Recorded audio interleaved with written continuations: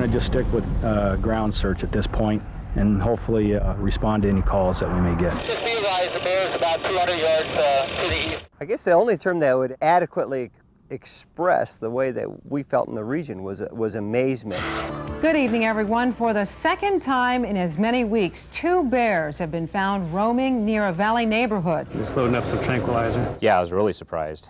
Not only how many there were, but how far they seemed to be able to get into urban areas before some of them were noticed. Some North Phoenix residents saw a strange sight today, a black bear cub running near their homes. Oftentimes we'd be out looking for a bear during the day.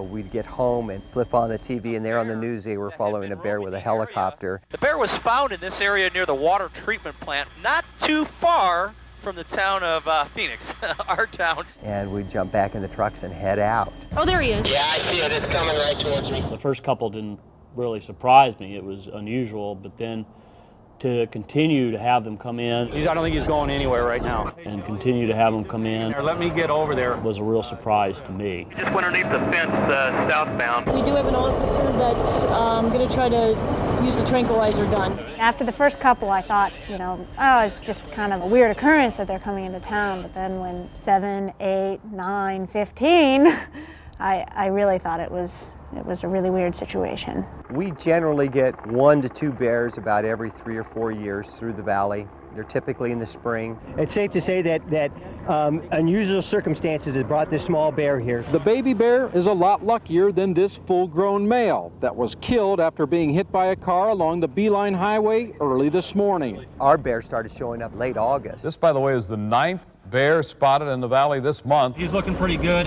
He's got a little eye reflex. He's twitching. It continued all the way into the very early winter. It is so dry up north, up in the mountains, that the bears are in desperate shape. There wasn't any rain in the winter or the summer. There were no acorns. There were no berries. These poor things didn't have anything to eat over 4,500 feet. So they had to come down to the desert and look for prickly pear fruit. And that's their last resort. They like it, but it's hard for them to come down that low. It's hot. Oh, he's so sweet. But this year everybody had to come down. Well, because of even the low number of monsoons in the lower elevations, we didn't even have a good prickly pear crop. I mean, you could see that there's none of that good pulp fruit in there at all, just the seeds. Those small areas that did have good crops of prickly pear were actually being guarded by larger bears. They were chasing the smaller bears away, chasing the mothers with cubs away. They had no alternative but to keep wandering looking for some sort of food, whether it be grass, berries, or garbage as they got into town. They really didn't have an option. They ended up being in heavily populated areas and needing to be captured and removed, for their own safety and for public safety as well. After we captured the bear, we'd usually assess the condition and the size of the animal. If the animal was big enough to release, we would take that animal and release it as soon as possible back out into the field. If it was a young bear, that animal went to a rehabber until it reached appropriate size and weight to where that we felt like we could safely release it. We lucky to have a good relationship with Southwest Wildlife, who does an excellent job of rehabilitating animals. We're able to catch them and take them up there. We would be prepared normally to house maybe 3 bears, but under the circumstances we had to house more. So it was a lot of scrambling and putting up new enclosures quickly and accommodating them as quickly as we could. No wonder they're so fat. It's been 18-hour days, sleepless nights, a lot of work. The other routine is we pretty much leave them alone until late afternoon. And then we go in there and we clean. We have one of the black bears. I don't know who that is. We change the water. Let me go ahead and start bringing some straw in and fill all their buckets full of dog food and nuts. We're trying to get close to what their diet would be, but with the drought, it made it exceedingly difficult because there wasn't things out there for us to harvest that they would normally be eating. So we're feeding them pears and apples, a lot of berries. We don't have the grasses, so we're giving them romaine lettuce to simulate the greens. Oatmeal and honey. This is multi-milk, yogurt, The yogurt has acidophilus in it, so it's good for their intestinal tract. The multi-milk and the Espalac are high in protein and calcium and also high in fat to help them gain weight faster. Yes, I know. They don't come to us for food, it's just kind of left there. The Southwest Wildlife Rehab folks were fantastic. Without them, we would never have been able to accomplish what we did in the rehab of bears. They were very well equipped, much better than we were. They had vets that worked with them. They had easy access to medication. They could meet all the bear's needs, including the isolation that it takes to rehab a bear and get it back out in the wild still as a wild animal. Some of the younger guys will sometimes try and huff at you and pop their lips and act aggressive.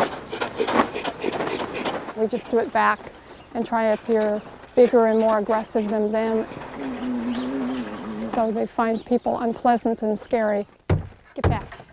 I can imagine the drain it was for Linda and the volunteers up there to have to build all those cages for them, to feed them. From what I understand, there were a lot of folks in the valley who supported them financially to get the extra feed those little bears needed. We were shocked. We were really overwhelmed.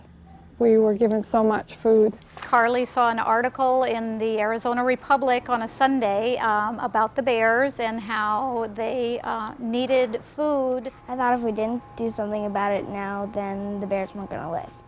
Today is Bear Necessities Day, where we get to bring in our bears. I started a fundraiser at my school called Bear Necessity Week. Look at all that stuff. The principal liked it and immediately took it to the student council, who also supported it. And so with everybody's help, it made it real easy.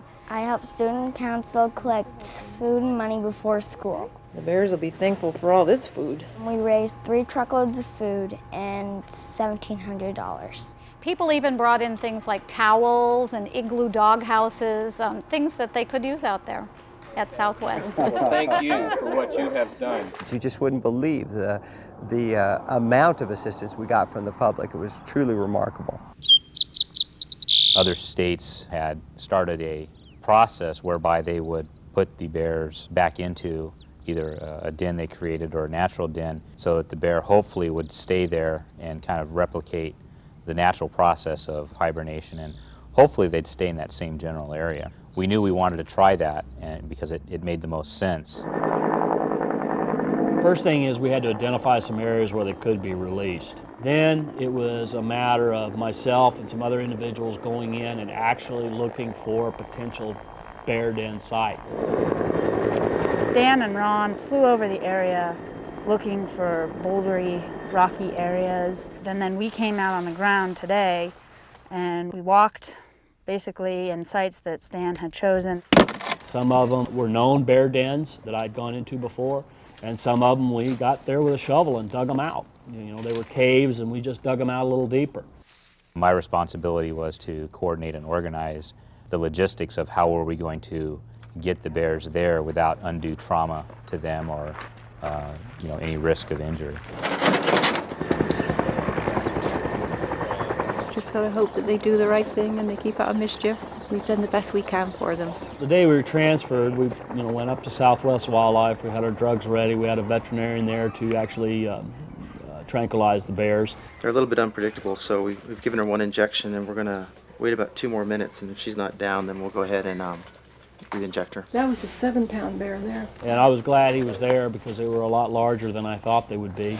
The normal bear at that age would at max weigh 40, 45 pounds, and we were pulling out these little guys that weighed 110, 100 pounds, roly-poly fat things. 104 pounds? Sorry, Stan. Yep. Oh my God, she is so much bigger than any. I was amazed. I wouldn't have believed that a 12-pound bear could have gone to 112 pounds in 4 or 5 months. They were in a state of being very healthy, having plenty of fat on them, being prepared to go back out into the wild and not necessarily have to start looking for food immediately. Right at 100. This bear came in at 27 pounds and is leaving at 134. So that's a pretty significant weight gain. It's 974. Yep. What do you think of that bear? We were able to put an ear tag on one ear and a ear transmitter on the other. Collar would restrict its movement, so we put a transmitter on its ear. It won't last as long as a radio collar, but will transmit for about a year. We want to make sure that the bears are monitored throughout the summer season. So if we're able to follow them and see that they are staying in more typical bear habitat and doing okay with the forage that's available in that habitat, then we'll be pretty confident that they won't be coming back into town. We're awfully proud to have been the sponsor of these bears and rehabilitating them from this summer. There's almost 22 bears, and they called us this summer and tried to find out if we could get some funding to get them back to health and get them back up in the mountains. It's a piece of cake. I know we got help from Del Webb to pay for the ear tags, to pay for the time it took to find the dens, and to actually pay for our following the bears for the next year. We'll be doing that from an airplane. And the helicopter from SRP was a huge help. A great big bird like that to allow us to take that many people, and the number of bears that we were able to take up, 5 at one time in 2 cages. That was a tremendous help. I'm Sandy Rathman in Phoenix. I'll show you Arizona's first bear lift. It really came together nicely as far as people working together both within our agency and at Southwest Wildlife, as well as members of the public that got involved. The bears were groggy. They didn't look very happy. I'm sorry. They were definitely out of it. The den sites were excavated appropriately. The bears were put in there with some bedding from their area that they had been at the rehabber, so it smelled like them. Dumped a bunch of food right there in front of the den for them and got out of there. I'm hoping that they'll come out of den and stay up there and start foraging and feeding like any other bear. So I get the lid down on it? I'm hoping that we won't have to worry about them going back into cities and towns. How'd it feel to put your babies back? I almost cried. I did cry. 10-4, copy on the ground, 3-4. Bears belong in the mountains, and that's where I'd like to see them stay. Hopefully they'll do okay. I think their weight's going to really help them. And if people want to visit bear habitat, they should drive, not stay in their homes. Hope they just think it was a bad dream. Oh, hi, baby. Oh, yes. It's been a rough morning. It's been a rough morning. There's your pal. There's no reason to expect that this would happen again, that we'd end up with a bear problem next summer. We had a beautiful winter, one of the wettest on record, and so we've only got a bright future as far as we can tell. Vamos, ándale. Adiós, muchacha.